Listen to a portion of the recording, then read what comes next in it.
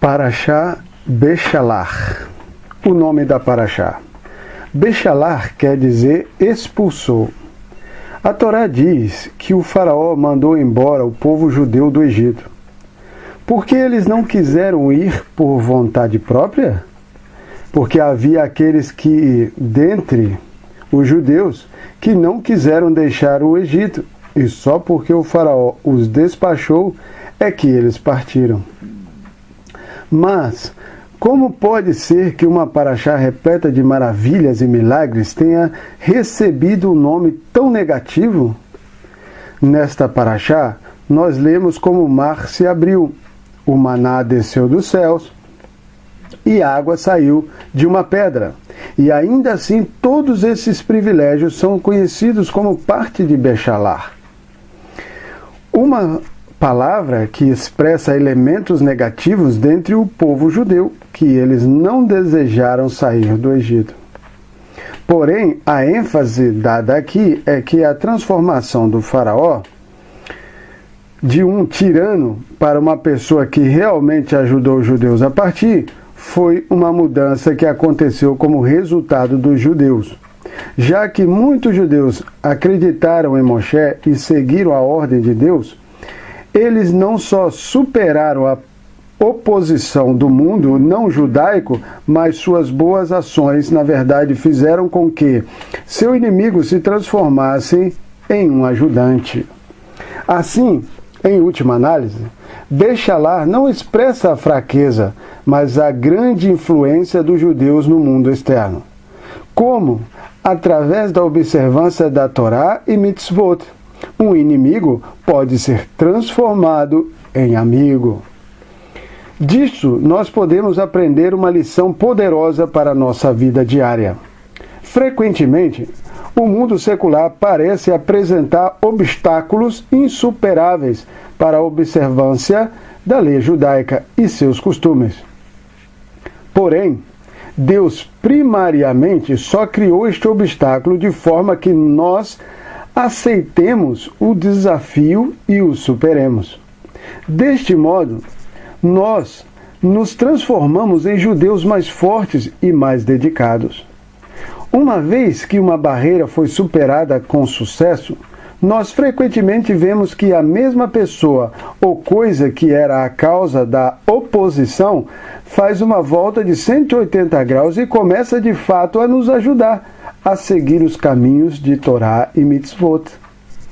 Como o faraó, que primeiro se opôs à observância das leis de Deus por parte do povo judeu e depois o ajudou. Baseado em Sirat Shabbat, Parashá Beshalach 5.725 e 5.734. Os judeus seguem por uma rota indireta. Quando o faraó enviou o povo, Deus não o conduziu através do caminho da terra dos filisteus, pois ela era muito próxima. Pois Deus disse, se o povo encontrar guerra, ele se arrependerá de ter partido e voltará ao Egito. Deus então fez o povo tomar uma rota indireta pelo caminho do deserto para o Mar Vermelho. Os israelitas estavam armados quando eles deixaram o Egito.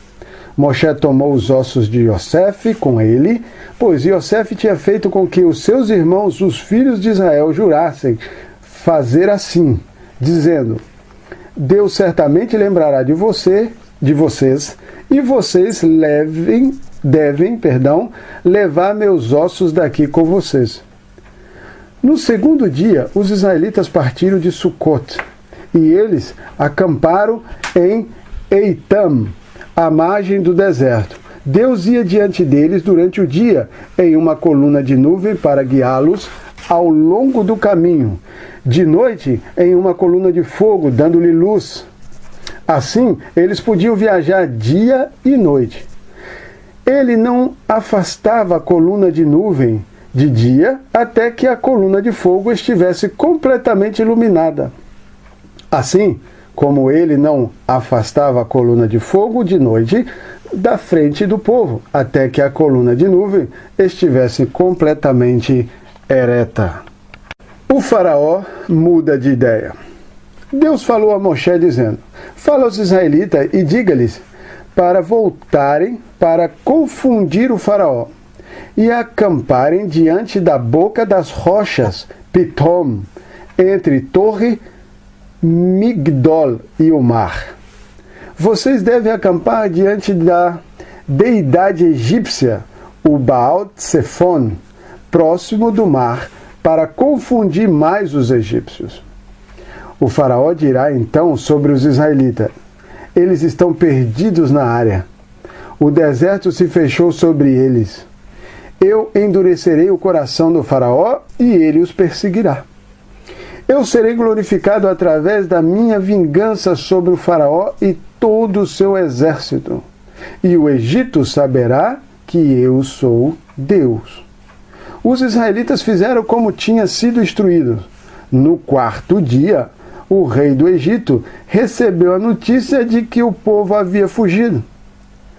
O faraó e seus servos mudaram de ideia em relação ao povo e eles disseram: o que nós fizemos? Como podemos liberar Israel de nos servir? Então, o faraó arreou sua carruagem e persuadiu seu povo a ir com ele. Ele tomou 600 carruagens com equipagem escolhida, assim como todas as carruagens restantes do Egito, com os oficiais em todas elas. A perseguição egípcia, o povo judeu roga a Deus. Deus endureceu o coração do faraó, rei do Egito, pois ele estava tendo segundas intenções, e ele perseguiu os israelitas. Os israelitas estavam saindo triunfantemente. Os egípcios partiram atrás dos israelitas e os alcançaram, enquanto eles estavam acampados perto do mar. Todos os cavalos das carruagens do faraó, cavaleiros e infantaria, estavam lá, na boca das rochas diante de Baal Tsefon. O faraó avançou à frente de suas tropas. Os israelitas levantaram os olhos e os egípcios estavam marchando à retaguarda deles em total união. Ficaram muito amedrontados, então os israelitas clamaram a Deus. Eles disseram a Moshe: será que não havia suficientes sepulturas no Egito? Pois que você tinha de nos trazer até aqui para morrer no deserto? Como você pôde nos fazer tal coisa, tirando-nos do Egito?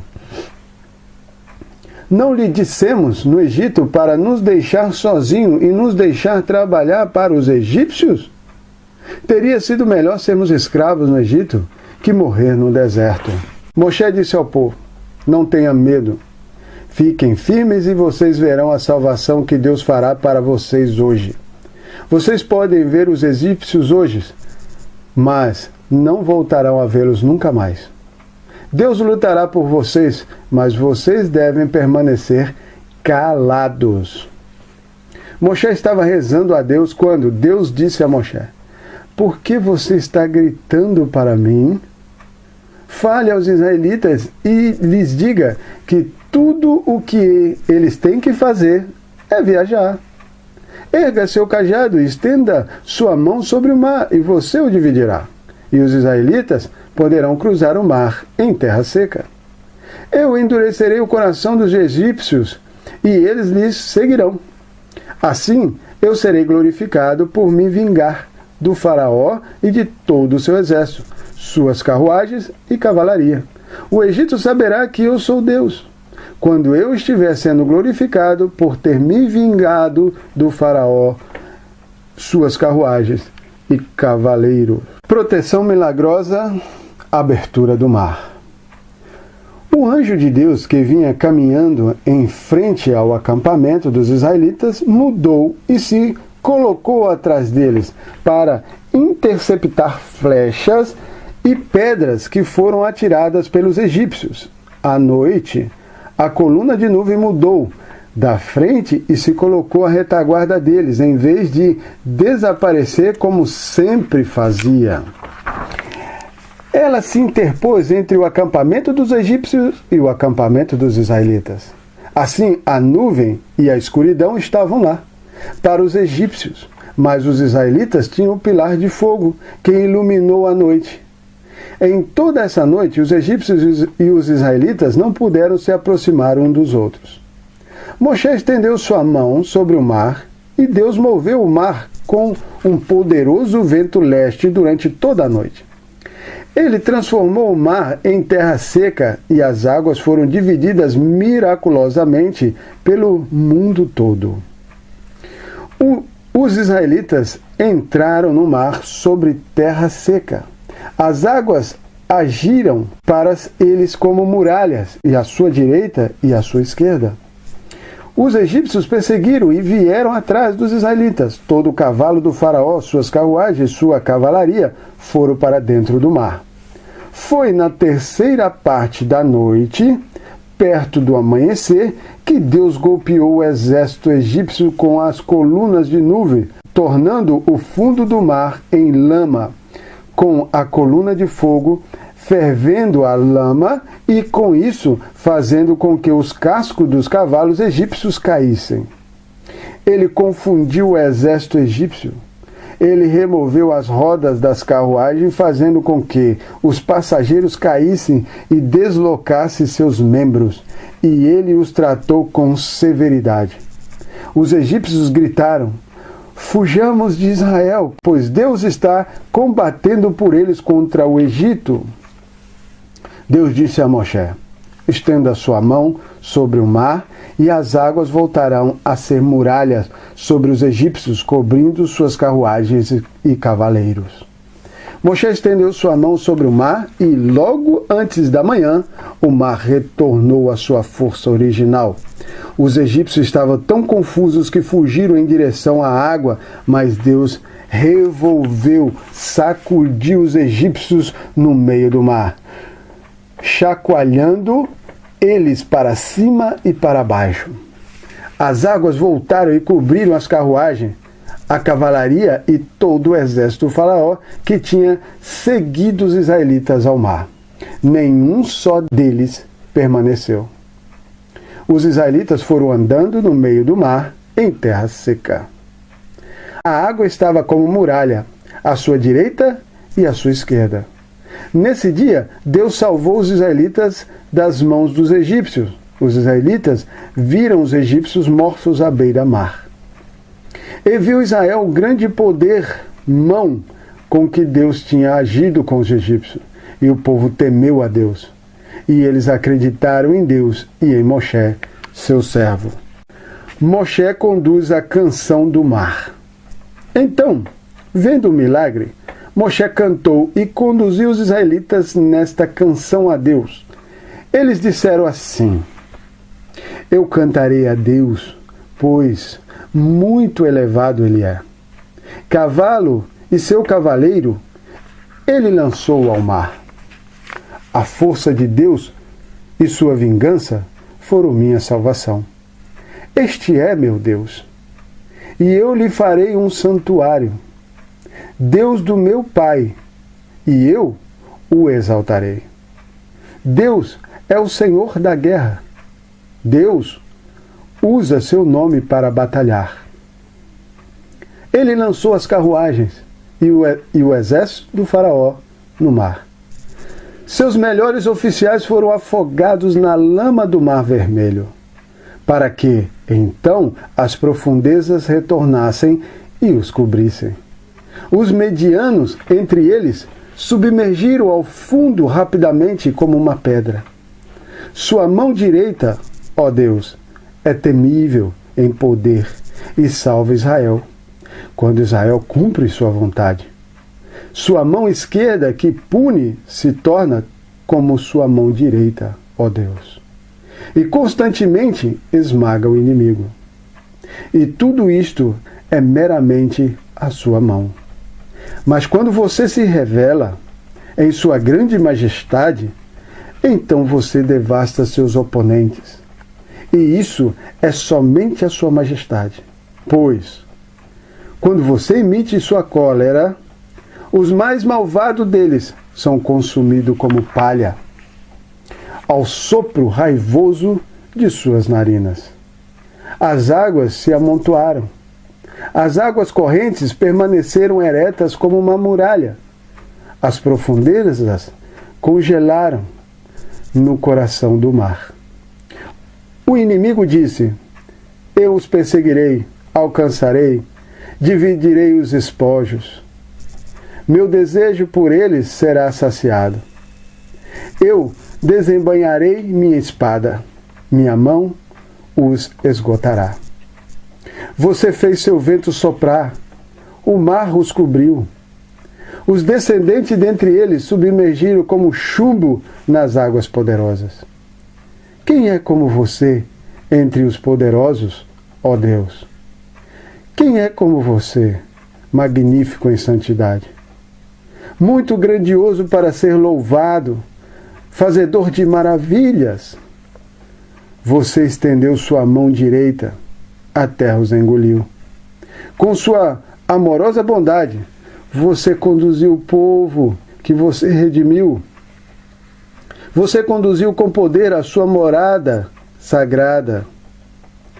Nação ouviram, estremeceram. O terror se apoderou daqueles que moram em Palachet. Os comandantes de Edom entraram em pânico.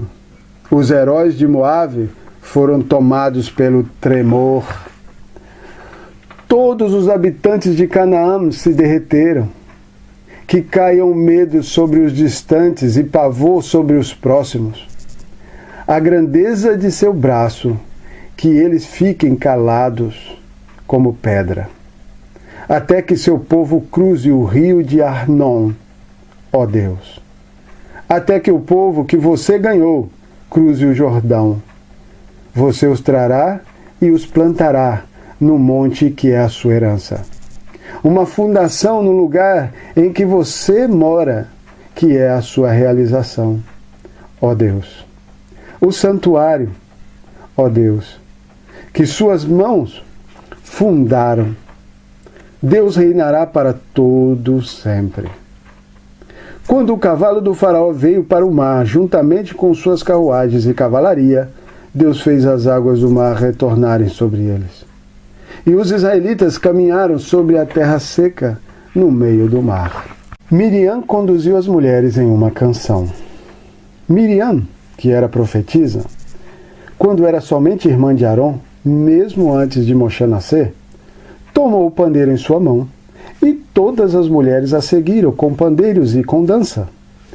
Miriam respondeu-lhes às mulheres, conduzindo-as na seguinte música: cantem a Deus, pois muito elevado ele é. Cavalo e cavaleiro ele jogou no mar. A primeira reclamação: águas amargas. Moshe levou os israelitas à revelia deles no Mar Vermelho, já que eles estavam ocupados juntando os despojos dos egípcios, e eles foram para o deserto de Shur. Eles viajaram por 3 dias no deserto sem encontrar qualquer água. Finalmente, eles chegaram a Mará, mas eles não podiam beber qualquer água de Mará, pois a água era amarga. Por isso, o lugar foi chamado Mará. O povo reclamou a Moshe, dizendo: o que beberemos? Ele chamou a Deus, e Deus o instruiu sobre uma certa árvore. Ele a atirou na água, e a água se tornou adocicada. A primeira repreensão, aceitação de mitzvot. Foi aí em Mará que Deus lhe ensinou as mitzvot de Shabat e da vaca vermelha e as leis monetárias. E lá ele os testou, recusando a lhes dar água para ver como trataria o Moshe.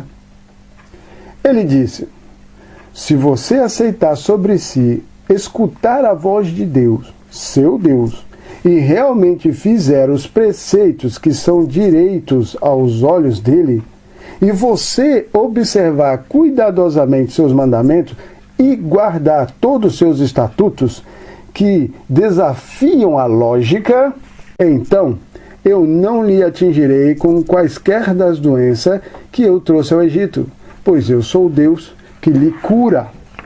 Eles chegaram a Elim, onde havia 12 fontes de água e 70 tamareiras. eles acamparam perto da água. A segunda reclamação e repreensão. Eles partiram de Elim, e toda a comunidade de Israel veio para o deserto de Sim, que fica entre Elim e o Sinai, no 15º dia do segundo mês, depois que eles deixaram o Egito. Ali, no deserto, toda a comunidade de Israel reclamou contra Moshe e Aaron, porque suas reservas de pão tinham se esgotado. Os israelitas lhes disseram: quem dera que tivéssemos morrido pela mão de Deus no Egito. Lá podíamos sentar junto às panelas de carne e comer nossa fartura de pão. Mas vocês tiveram que nos trazer para este deserto para matar toda a comunidade de fome. Chegam a carne e o maná. Deus disse a Moshe: eu farei chover pão do céu para vocês. Todos os dias o povo sairá e colherá o suficiente para cada dia. Eu os testarei para ver se eles guardarão ou não minha Torá. Na sexta-feira, quando eles prepararem o que vão trazer para casa, eles deverão juntar a mesma quantidade que todos os dias, mas quando forem medir, acharão 2 vezes mais do que eles colheram cada dia. Moshe e Aaron disseram a todos os israelitas: quando a tarde chegar, vocês saberão que não fomos nós, mas sim foi Deus quem tirou vocês do Egito, porque Ele lhes dará codornizes para satisfazer os seus desejos, mas Ele não dará de bom grado, já que vocês pediram de modo impróprio.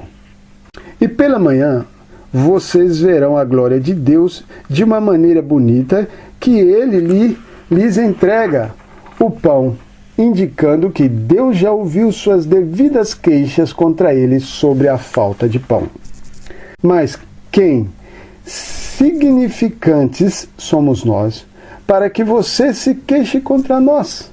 Moshe disse: à tarde, Deus lhe dará carne para comer, e pela manhã haverá suficiente pão para lhes fartar. Deus já ouviu as queixas de vocês, que vocês causaram outras pessoas reclamar contra ele. O que somos nós? As queixas de vocês não são contra nós, mas contra Deus. Moshe disse a Aaron: fale a toda a comunidade israelita, juntem-se em frente da nuvem da glória, onde Deus descerá, pois ele ouviu as queixas de vocês. Quando Aaron falou para toda a comunidade israelita, eles se voltaram para o deserto. A glória de Deus ficou visível nas nuvens. Deus falou a Moshe dizendo: eu já ouvi as queixas dos israelitas. Fale e lhes diga: à tarde vocês comerão carne, e pela manhã vocês se fartarão de pão. Então vocês saberão que eu sou Deus, o Deus de vocês. Nessa noite, um bando de codornizes veio e cobriu o acampamento. Então, pela manhã, havia uma camada de orvalho em volta do acampamento.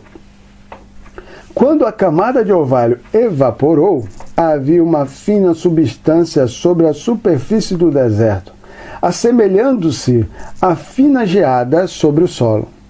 Os israelitas olharam-no e disseram um ao outro: é uma comida preparada, pois não sabiam o que era e qual o nome apropriado da substância. Moshe lhes disse: isto é o pão que Deus lhe está dando para comer. As instruções de Deus são que cada homem deve juntar quanto ele necessita para comer. Um homer, medida para cada pessoa. Deve pegar um homer para cada pessoa que tem em sua tenda. Os israelitas fizeram isso. Alguns colheram mais e alguns colheram menos. Mas quando eles chegaram em casa e o mediram com um homer, eles viram que miraculosamente aquele que tinha juntado mais não possuía qualquer extra do que um homer por pessoa. E aquele que tinha juntado menos não faltou. Eles tinham juntado exatamente o suficiente para cada um comer. Moshe disse a eles: que nenhum homem deixe sobrar até de manhã. Datam e Aviram não ouviram Moshe e deixaram uma porção para amanhã. Ela se tornou pútrida e bichada com vermes. Moshe ficou irritado com eles. Eles juntavam em cada manhã, de acordo com o que cada um podia comer. Então, quando o sol esquentava, o maná que sobrava no campo derretia. Porção dupla de maná para o Shabat. Quando chegou a sexta-feira, eles juntaram uma porção de maná, que mais tarde vieram a perceber que se transformara numa dupla porção de alimento. 2 homer para cada pessoa. Todos os líderes da comunidade vieram e o reportaram a Moshe, porque Moshe ainda não tinha lhes informado do preceito de Shabat. Moshe lhes disse: isto é o que Deus disse, amanhã é um dia de descanso, um sagrado Shabat para Deus. Assem hoje o que vocês desejam assar e cozinhem hoje o que vocês desejam cozinhar. Tudo o que lhes tenha sobrado, coloquem de lado cuidadosamente até de manhã. Eles fizeram assim até sábado pela manhã, conforme Moshe lhe tinha instruído. O maná não ficou fétido e não houve nenhum verme nele.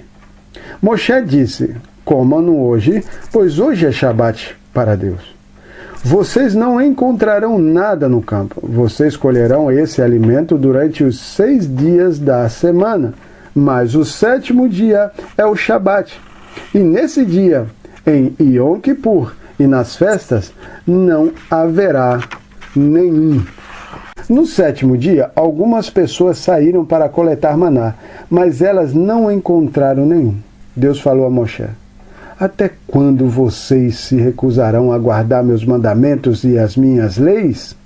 Vocês podem ver com seus próprios olhos que Deus lhe deu o Shabat, porque um milagre ocorre na sexta-feira. Ele lhe deu pão suficiente para 2 dias. Toda pessoa deve permanecer em seu lugar. Ninguém deve deixar seu lugar no 7º dia. E o povo descansou no 7º dia. O maná recebe seu nome. Um jarro de maná é preservado. A casa de Israel chamou o alimento maná. Ele era redondo como a semente de coentro, exceto que era branco. Tinha um sabor de massa frita em mel. Moshe disse: isto foi o que Deus ordenou. Uma medida completa de homer deve ser guardada para as gerações futuras. Elas, então, verão o alimento com que eu alimentei vocês no deserto, quando eu os tirei da terra do Egito. Os versículos seguintes foi dito quando a tenda da reunião foi construída, mas foi incluído aqui. Moshe disse a Arão: tome um jarro de barro e o encha com um homer de maná. Coloque-o diante da arca de Deus para ser preservado para suas futuras gerações, conforme Deus ordenou a Moshe. Arão o colocou diante da arca do testemunho para ser preservado. Os israelitas comeram o maná por quase 40 anos, até que chegaram ao território habitado depois de cruzar o Jordão. Mas o maná caiu somente até que chegaram à planície de Moabe, ao limite da terra de Canaã, onde Moshe faleceu, antes de cruzar o Jordão. Depois disso, eles comeram do maná que tinha guardado naquele dia. Um homer é 1/10 de uma efá. A terceira reclamação: falta de água. Toda a comunidade israelita partiu do deserto de Sim, viajando de acordo com as instruções de Deus. Eles acamparam em Refidim, e ali não havia nenhuma água para o povo beber. O povo discutiu com Moshe e disseram: nos dê água para beber. Por que vocês estão discutindo comigo? Perguntou Moshe. Por que vocês estão tentando testar Deus, se Ele pode lhes dar água numa terra seca? O povo sofreu de sede por água, e eles reclamaram a Moshe. Por que você nos trouxe do Egito? Disseram. Para fazer com que eu, meus filhos e meu gado morrêssemos de sede? Moshe clamou a Deus, dizendo: o que farei a esse povo? Se eu esperar mais um pouco, eles me apedrejarão. Deus disse a Moshe: passe diante do povo e você verá que sua exclamação não tem fundamento, pois eles não lhe apedrejarão.